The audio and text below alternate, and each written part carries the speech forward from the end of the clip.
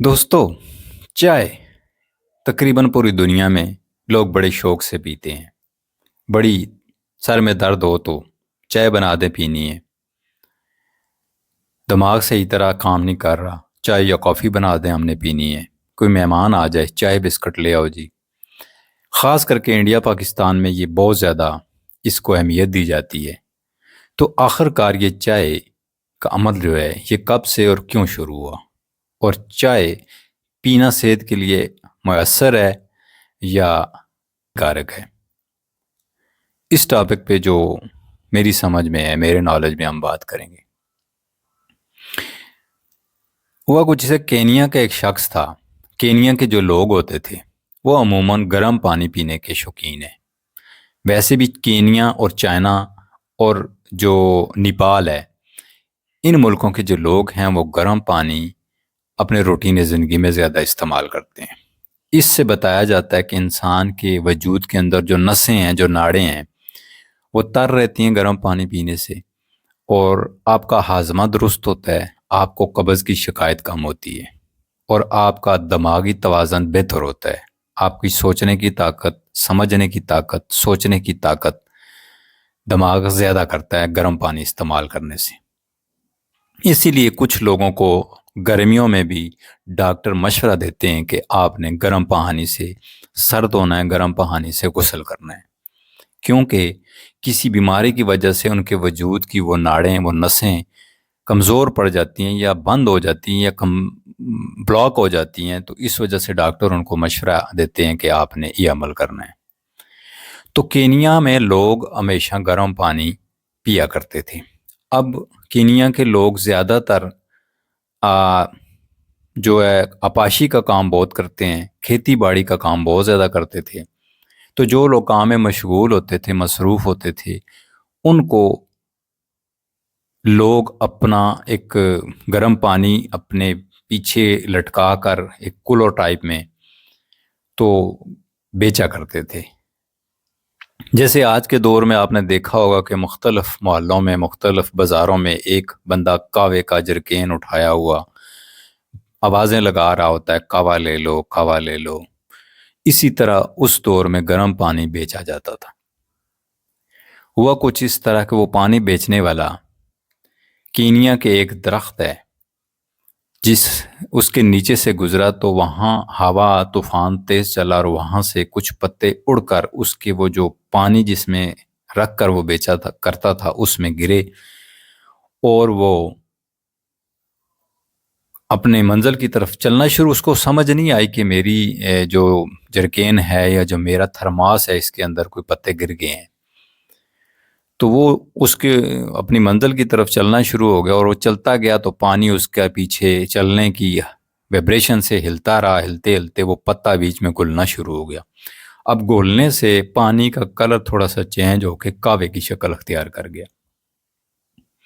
कावे की शक्ल अख्तियार कर गया तो जब उसने वो पानी जब बेचा, लोगों को दिया पीने के लिए, तो वो पानी पी कर लोगों की फ्रेशनेस ज़्यादा इम्प्रूव हुई, लोगों का जहन ज़्यादा फ्रेश हुआ, थकावट ज़्यादा दूर होना शुरू हो गई। मतलब उनको ज़्यादा बेहतर महसूस हुआ उस पानी को पीने से। तो वो वापस सब लोगों ने उसके उस दिन जो पानी उसने बेचा, जिन जिन को दिया पीने का, सब ने बड़ी तारीफ़ की। उन्होंने कहा जी ये पानी कौन से चश्मे से लाए हो, कहाँ से लाए हो, ये बड़ा ही बेहतरीन पानी है, इसमें बड़ी एक मिठास है, बड़ा एक सरूर है, बड़ा एक सुकून है। अब वो बंदा परेशान कि पानी तो मैं हमेशा जिस जगह से भर के उबाल के लाता हूँ उसी जगह, उसी चश्मे, उसी जगह से लाया हूँ। खैर उसने कहा जी पानी तो वही है, बस आज आपको असरत ज़्यादा थी तो इस वजह से शायद आपको अच्छा लग रहा है। घर वो गया, जब वो पानी वाला थर्मास जिसमें वो पानी रख के गर्म उबाल के बेचा करता था, तो जब उसने उसको खोला धोने के लिए देखा उसके अंदर कुछ पत्ते पड़े हुए हैं। अब उसने वो जो थोड़ा सा पानी बचा कावे की सूरत में, वो उसने जब खुद पिया तो उसको भी बेहतर लगा। अब वो पानी के अंदर वो पत्ते पड़े पड़े हिलते हिलते अपना कलर तब्दील कर चुके थे। जो उनका ओरिजिनल कलर था वो ख़त्म हो चुका था, लेकिन उनका शेव जो थी वो एक्यूरेट नज़र आ रही थी। अब वो बंदा समझ गया कि कमाल इन पत्तों का है, ये पत्ते इस पानी के अंदर गए हैं तो इस पानी का जायका भी तब्दील हुआ है, इसमें सुकून, सरूर और सारी चीज़ें لوگوں نے جو مجھے پورا دن کہی ہیں وہ پیدا ہوئی ہیں۔ اب اس نے وہ پتا نکالا اور اس پتے کی شیو کا پتا ڈھونڈنا شروع کر دیا۔ اب ڈھونڈتے ڈھونڈتے جا کر اس کو جب پتا چلا کہ یہ والا جو پتا ہے یہ وہ سبز پتی کا پتا ہے، تو اس نے وہ پتے توڑ کر پھر آئندہ اپنے پانی میں استعمال کرنا شروع کر دی۔ لوگ اس کا پانی زیادہ پینے لگے، زیادہ پیتے پیتے اس کی آمدنی بڑھنا شروع ہو گئی، تو وہ پھر پانی کو چھوڑ کر گرم قہوہ بیچنا شروع کر دیا۔ پھر وہ کسی طرح گھومتے پھرتے وہ نظام انڈیا تک پہنچا۔ انڈیا اور اس دن برطانیہ کا دور ہوتا تھا، یہ سارا ایک ہی بڑی ریاست ہوتی تھی۔ تو اس وقت انہوں نے اس کے اندر دودھ ملایا کہ ہم اس کے اندر اگر دودھ شامل کرتے ہیں، پہلے اس کعوے کے اندر شہد ملا کر پینا شروع کیا، کچھ عرصے تک وہ ٹیسٹ رہا۔ پھر شہد کو ریموو کرنے کے بعد اس کے اندر انہوں نے باقی جڑی بوٹیاں ملا کر پینا شروع کر دی۔ ساری جڑی بوٹیاں ملانے کے بعد آخر کار انہوں نے کہا کہ اب ایسا کرتے ہیں کہ ہر ایک چیز جو قدرتی ہمیں میسر ہوتی ہے، جیسے شہد قدرتی میسر ہے، ایک جاندار چیز کے اندر سے نکلتا ہے، اسی طرح باقی چیزیں بھی جو اس طرح کی ہم نے اس کے اندر ملانا شروع کی ہیں۔ اب اس کے اندر جو قدرتی غذا ہے یا قدرتی اللہ کی طرف سے جو چیز ہمیں ملتی ہے، دودھ، وہ شامل کر کے دیکھتے ہیں۔ تو انڈیا کا ایک شخص تھا، اس نے اس کے اندر دودھ شامل کیا اور اس نے وہ جو پتا تھا اس کو خشک کر کے، بالکل خشک کر کے اس کا پاؤڈر بنا کر اس کے اندر ڈالا۔ جب اس کے اندر پاؤڈر بنا کے ڈالا تو وہ پتی بن گئی، اور وہ دودھ اور پتی شامل جب آپس میں ابلے تو انہوں نے پی، تو اس نے اس کو اور بہتر ذائقہ دیا۔ پھر انہوں نے کہا کہ اس کے اندر تھوڑی سی اگر ہم چینی ملائیں یا شکر ملائیں یا گڑ ملائیں تو پھر کیا ہوگا۔